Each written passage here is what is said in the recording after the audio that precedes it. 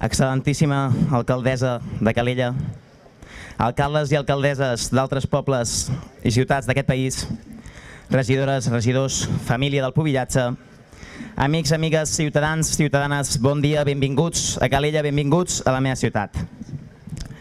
Dia 10 és difícil, generalment dia 10 és dolorós.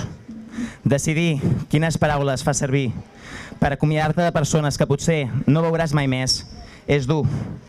I ho sé perquè durant tot aquest temps he dit molts cops la paraula reveure, a molta gent i a molts llocs.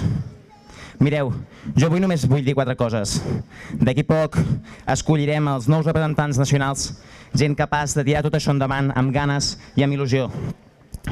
Però arriba un moment de la cursa on el cos es comença a deshidratar, on les cames comencen a fer figa i on és moment de demanar el relleu perquè algun company segueixi corrent endavant i no s'aturi.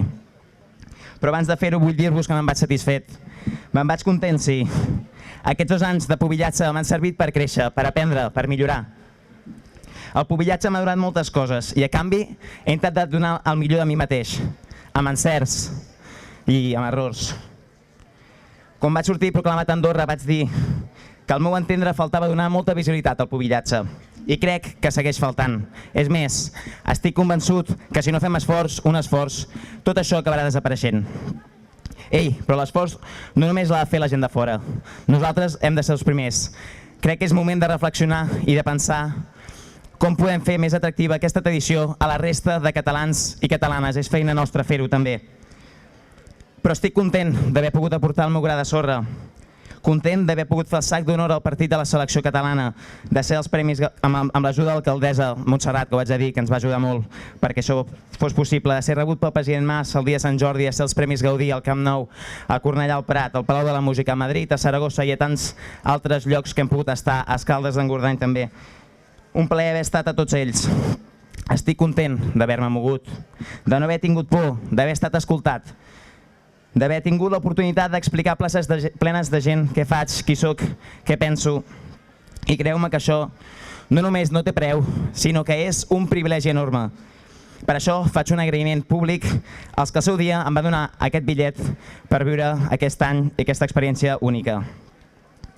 No seria just no esmentar al llarg d'aquest discurs 3 persones fonamentals en la meva vida, que gràcies a elles avui jo sóc aquí dalt, en primer lloc el meu pare, per ajudar-me a volar amunt, animar-me a volar amunt, a la meva mare per fer-me tenir el cap fred i els peus a terra, i al meu germà per ajudar-me i compartir tot aquest viatge i molts altres que vindran amb mi.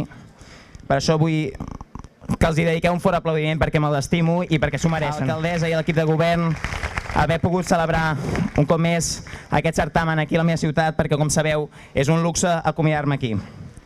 Em queda donar les gràcies als meus companys de títol nacional i també a totes aquelles persones que heu format part d'aquesta experiència. Us estimo i us trobaré a faltar. I aquí hem arribat, al final. Podríem continuar viatjant, però com va dir fa un temps el que va ser l'entrenador del Barça, és moment de descordar-se el cinturó, de tornar a casa, de pensar cap on continua el camí. He après que a tot arreu viuen persones amb somnis, sentiments i preocupacions i he vist que el nostre país, Catalunya, és comparable a qualsevol altre poble del planeta. L'única cosa que ens diferencia és que ells han tingut l'oportunitat de decidir el seu camí. I sé que nosaltres, tard o d'hora, també farem aquest camí. Adeu i gràcies. Visca Calella, visca el Pubillatge i visca Catalunya.